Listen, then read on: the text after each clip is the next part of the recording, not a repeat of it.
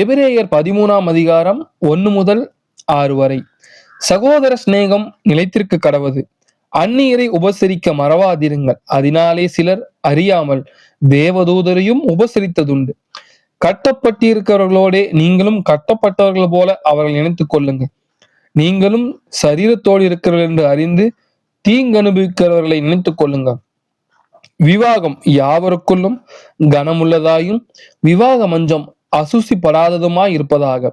வேசி கல்லரையும் விபசாரக்காரரையும் தேவன் நியாயம் தீர்ப்பார். நீங்கள் பண ஆசை இல்லாதவர்களாய் நடந்து உங்களுக்கு இருக்கிறவைகள் போதுமென்று எண்ணுங்கள். நான் உன்னை விட்டு விலகுவதும் இல்லை, உன்னை கைவிடுவதும் இல்லை என்று அவர் சொல்லியிருக்கிறாரே. அதனாலே நாம் தைரியம் கொண்டு, கர்த்தர் எனக்கு சகாயர், நான் பயப்படேன், மனுஷன் எனக்கு என்ன செய்வான் என்று சொல்லலாமே. எபிரேயர் 13ஆம் அதிகாரம் 1 முதல் 6 வரை. 14 முதல் 17 வரை. நிலையான நகரம் நமக்கு இங்கே இல்லை, வரப்போகிறதையே நாடி தேடுகிறோம். ஆகையால் அவருடைய நாமத்தை துதிக்கும் உதடுகளின் கனியாகிய ஸ்தோத்திர பலியை அவர் மூலமாய் எப்போதும் தேவனுக்கு செலுத்த கடவும். அன்றியும் நன்மை செய்யவும் தான தர்மமும் பண்ணவும் மறவாதிருங்கள். இப்படிப்பட்ட பலிகளின் மேல் தேவன் பிரியமாய் இருக்கிறார். உங்களை நடத்துகிறவர்கள் உங்கள் ஆத்துமாக்களுக்காக உத்தரவாதம் பண்ணுகிறவர்களாய்